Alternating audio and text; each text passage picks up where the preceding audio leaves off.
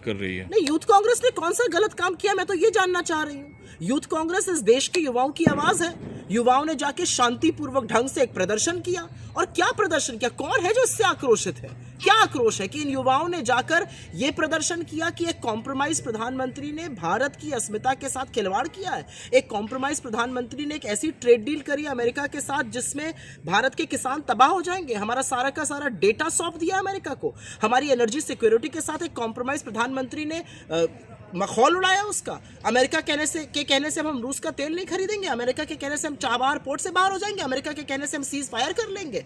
यही तो बताने की कोशिश करी गई कि एक प्रधानमंत्री कॉम्प्रोमाइज्ड है और सबको ये दिख रहा है। ये देश के युवाओं की आवाज है। और मैं पूछना चाहती हूँ उन लोगों से, जो बीजेपी वाले बहुत बोल रहे हैं, जो थोड़े मीडिया के साथ ही आक्रोशित है, कहाँ था आपका आक्रोश कल भी तो ये सब लोग यहाँ पर थे।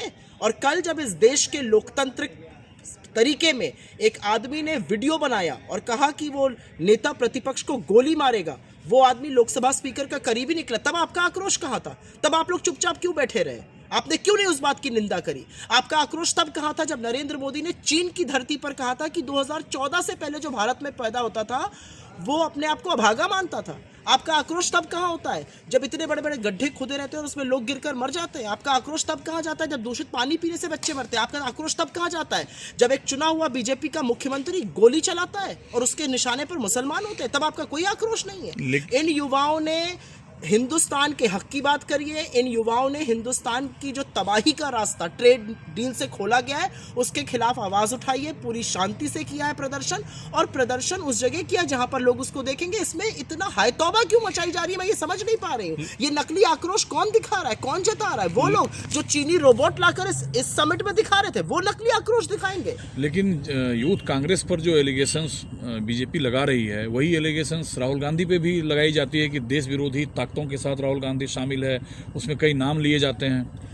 5 बार के चुने हुए सांसद, इस देश के नेता प्रतिपक्ष, एक ऐसा आदमी जिसकी रगों में बलिदानियों का खून दौड़ रहा है, एक ऐसा आदमी जिसकी दादी इस देश के लिए 32 गोलियां खाकर शहीद हो गई, एक ऐसा आदमी जिसके पिता की अंत्योष्टि उसको उनके टुकड़े बीन बीन कर करनी पड़ी, वो देश के लिए उन्होंने अपने प्राणों को न्यौछावर कर दिया, उसके लिए आप इस तरह की बातें करेंगे?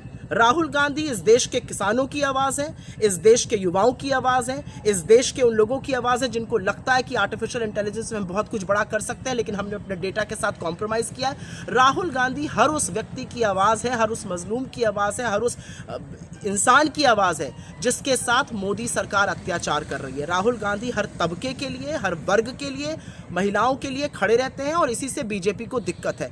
आज भी यूथ कांग्रेस के लड़कों ने वही काम किया जो अंग्रेजों के सामने भगत सिंह जैसे लोग करते थे। इसमें क्या बुराई है? अगर सोती हुई सरकार, अगर अहंकार में डूबी हुई सरकार देश विरोधी काम करेगी तो आपको जगाने के लिए जहां प्रदर्शन करना पड़े किया जाएगा। लेकिन अब ये कानूनी नकेल जो कसा जा रहा है, गिरफ्तारियां हुई है, इससे कांग्रेस कानूनी नकेल पहले उस आदमी पर कस दीजिए जिसने वीडियो बनाकर नेता प्रतिपक्ष को गोली मारने की बात की थी, और उसके तमाम वीडियो ओम बिरला के साथ है और ओम बिरला ने अभी तक एक शब्द नहीं बोला है। बीजेपी के होम मिनिस्टर अमित शाह चुप है।